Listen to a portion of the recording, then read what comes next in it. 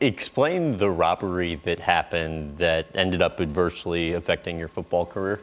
Well, like, we were stealing Camaros, like IROC Camaros. So, I figured out how to like pop the door locks and hotwire the ignition. We could take them in like 30 seconds. And so like all my friends, like guys that work for my dad, like I would get them like IROCs, for like $1,500.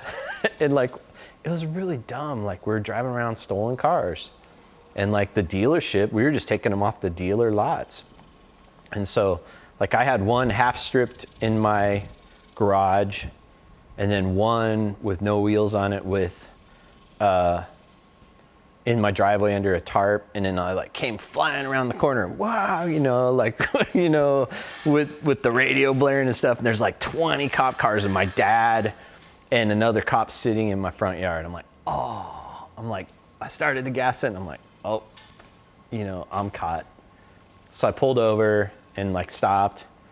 Cops came, like handcuffed me, and the officer was his son, Shane, I had played with since the Pop Warner days, and we played all through high school. His name was Officer Goldstein, and he told my dad exactly this. He's all, Larry, I'm standing there handcuffed, they're standing behind me. He's all, why don't you just make him a receipt, Larry, and tell him, say he bought him from someone at a swap meet or something, we'll just be done with all this. And my dad said, no, he's going to jail.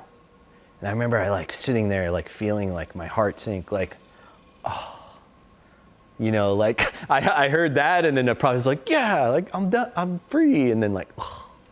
And then for that time, like I'd already had priors and stuff, and it just went for like, I think it was almost 90 days. So why do you think your dad had you sent to jail?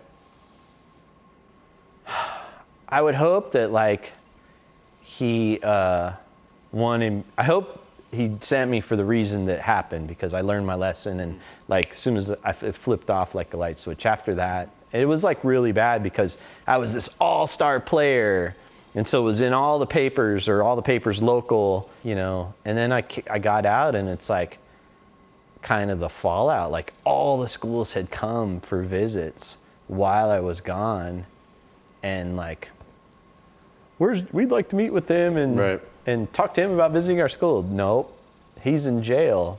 Oh, okay, well, okay, see you later. They don't come back after that. And so I had one option to go to junior college, And how did you find out? I think you found out you were in Parade magazine the same time you found out about like the scholarship offers, Parade going away, All-American, right? And all that stuff. And like, it just kind of, it sucked because it just totally like, I can't think of anything more blowing it than that. If I have one like fault in my life that I wish I could redo, it's that one.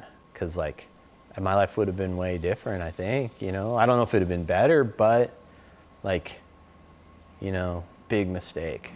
So you end up playing, the only offer was college ball and junior college. At one point, I think you're struggling, and so you want to make a change. You take the knee brace off for the first time in 5 years that you had just for protective purposes. And, I think you have a great first half. You have like 3 sacks in the first half. And then what happens?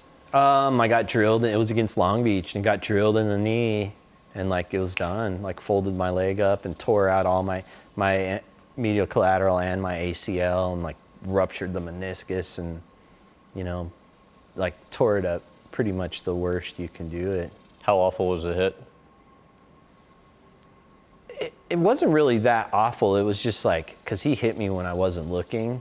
It was just the way angle, and it hit my knee, and like, like drilled me in the knee. But it's karma, because like I did that same shit to people, like I was vicious, I would like, guys would try to headhunt me or whatever, like, wide receivers and stuff, boom, I'd hit them right in the legs, that was just the way it was, So after a grueling recovery process, at least it seemed like you were going to come back when, reading your book. Describe the setting and explain why you decided to stop playing. The setting was where it was in the tunnel on the bottom of the grandstands. And what's significant about that is like that tunnel is like, I played in the same, we didn't have a stadium in high school. So for 4 years of high school and 2 years of college, for 6 years, I played at the same spot.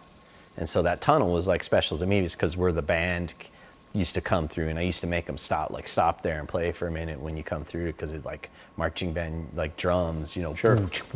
like gets me crazy. And so I was sitting right there in the spot that means a lot. And like, I remember Barry Meyer and Coach Brown, the defensive coordinator, they're like, sit down, okay, you're all cleared to play. Are you ready to suit up and everything? And like, I had never really thought about not doing it. I think it's just kind of the way they approached me and like the way it went about. I just said, I thought to myself, I said, you know what? One day I want to have some kids and like pick them up and run with them. You know, and I was 18 or barely 19. And I just said, you know what? I'm done. For more clips from this interview, visit GrahamBensinger.com.